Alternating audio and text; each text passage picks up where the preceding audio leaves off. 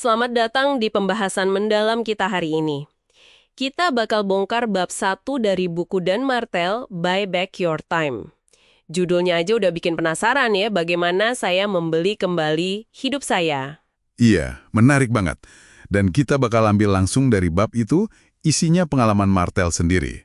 Plus, ada satu konsep inti gitu buat para pengusaha. Oke, tujuannya apa ini? Kita mau coba pahami jebakan mentalitas GSD atau kalau di kita mungkin pokoknya beres gitu ya? Yang sering bikin pengusaha kewalahan itu kan? Betul. Dan tentu aja kita lihat solusi dari Martel. Oh ya, sedikit soal Martel, dia ini latar belakangnya lumayan unik loh. Dari remaja yang agak bermasalah, terus nemu coding, sampai akhirnya sukses ya. Iya, itu penting juga sebagai konteks. Nah, kita mulai dari cerita yang mungkin ngena banget buat Anda nih. Stuart, pengusaha sukses, tapi hampir hancur karena capek. Nah, kisah Stuart ini langsung nunjuk ke inti masalahnya. Sukses iya, tapi aduh kebebani banget sampai fisik mentalnya kena. Dan ini bukan kasus langka loh. Ada studi dari UC Berkeley malah nunjukin pengusaha itu secara signifikan lebih mungkin punya riwayat depresi, ADHD, masalah lain. Wah, ironis ya. Padahal niat awalnya kan baik bangun bisnis gitu. Kenapa bisa gitu ya? Itu dia pertanyaannya. Nah, si Martel ini nunjuk biang keroknya, mentalitas GSD tadi. Kerja keras doang. Katanya nggak cukup. Malah bisa bahaya ya. Iya, bisa backfire kalau fokusnya ke tugas yang salah. Kayak si Stuart itu, dia ngurusin pembukuan sendiri, coding, bahkan jadwal meeting sendiri. Mikirnya biar efisien kali ya. Nah, itu dia. Mikirnya gitu. Justru itu jebakannya kan. Efisien ngerjain tugas yang salah itu cuma mempercepat jalan ke, yaitu kelelahan kayak Stuart. Ini nyambung ke konsep Martel, namanya pain line, garis batas rasa sakit. Pain line, gimana tuh maksudnya? Jadi itu titik di mana bisnis makin gede, tapi kok rasanya buat pemiliknya makin sakit gitu. Karena beban kerjanya udah nggak pas. Akibatnya, ya pengusaha itu tanpa sadar bisa ngerem pertumbuhan bisnisnya, atau malah, sabotase sendiri, atau ujung-ujungnya dijual bisnisnya. Martel ngaku pernah ngalamin ini juga. Waduh, jadi kayak stuck di situ ya? Oke, terus apa solusinya nih menurut bab 1 nih? Ada dong. Martel ngenalin prinsip buyback. Beli kendali waktu Anda. Beli waktu, kedengarannya agak gimana gitu ya? Idenya simple, tapi woge sebenarnya.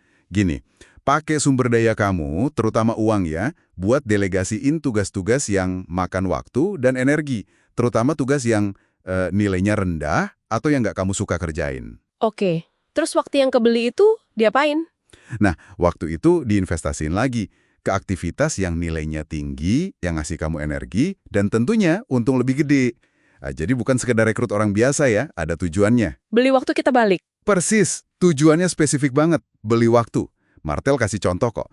Ada Keith, agen properti, dia delegasiin tuh, nelponin calon pembeli yang makan waktu banget. Ada juga Martin, konsultan. Dia outsource sesi tanya jawab klien yang isinya, ya ampun itu mulu. Oke, hasilnya gimana buat mereka? Ya mereka jadi bisa fokus ke hal yang lebih penting buat bisnisnya. Dan yang gak kalah penting, hidupnya jadi lebih enak, lebih seimbang. Menarik. Nah, cara terapin prinsip buyback ini gimana? Di bab 1 ini dikenalin siklus simple ya. Audit, transfer, fill. Betul? Audit, alihkan, isi. Oke, coba kita bedah satu-satu. Audit itu ngapain? Audit itu ya kita jujur sama diri sendiri. Liatin, tugas mana aja sih yang kita kerjain tapi sebenarnya nilainya rendah.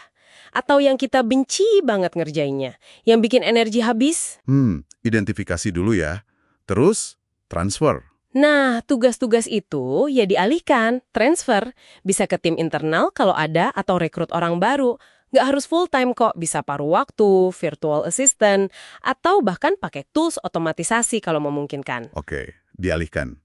Terakhir, fill, isi. Maksudnya, ini kuncinya. Waktu luang yang tadi udah dibeli, jangan diisi lagi sama pekerjaan remeh-temeh. Isi dengan tugas bernilai tinggi. Tugas yang cuma kamu yang bisa lakuin, yang kamu nikmatin, dan yang paling penting, ngasilin duit atau dampak lebih banyak. Jadi siklusnya gitu ya. Audit, alihkan, terus isi dengan yang lebih penting. Dan Stuart tadi, dia pakai cara ini buat bangkit. Tepat sekali. Stuart itu benar-benar nerapin ini. Dia audit waktunya, terus kaget sendiri ngelihat berapa jam habis buat tugas yang nilainya mungkin cuma, katakanlah $10 per jam. Padahal waktunya dia sebagai founder, itu bisa $100 per jam atau lebih kan? Jauh banget ya bedanya. Ya. Terus dia rekam cara dia ngerjain tugas-tugas administratif itu, Martel nyebutnya camcorder method. Direkam. Buat apa? Biar gampang didelegasiin, jadi kayak bikin SOP tapi versi video gitu. Nah, terus dia delegasiin ke 2 asisten. Hasilnya gimana buat Stuart? Wow, dia berhasil beli kembali lebih dari 30 jam seminggu. Pendapatan perusahaannya naik 3 kali lipat, dan kesehatannya membaik. Luar biasa ya. Dari hampir hancur jadi bangkit gitu. Ini kayaknya banyak dari kita yang perlu belajar nih, biar nggak sok sibuk ngerjain yang remeh kayak Stuart dulu ya. Betul banget. Kadang kita terjebak di situ tanpa sadar. Jadi intinya jelas banget ya dari bab ini. Dan ini nyambung sama kutipan Stephen Covey yang juga dikutip Martel. Kuncinya bukan menghabiskan waktu tapi menginvestasikannya. Pas banget itu. Jadi pesan utamanya yaitu tadi, keluar dari jebakan GSD dengan sadar, beli kembali waktu kita pakai metode audit, transfer, fill. Fokus ke kerjaan yang ngasih energi positif dan hasil maksimal. Dan ini penting banget buat Anda yang dengerin. Kalau Anda lagi ngerasa kewalahan, atau udah mau burn out, atau bisnis kok kayaknya gitu-gitu aja padahal udah kerja keras banget. Nah, prinsip buyback ini nawarin kerangka kerja yang praktis. Ini bukan cuma soal efisiensi, tapi soal ngambil lagi kendali atas waktu, energi, bahkan ya kebahagiaan dalam bisnis. Biar bisnisnya nggak malah kita benci ya pada akhirnya.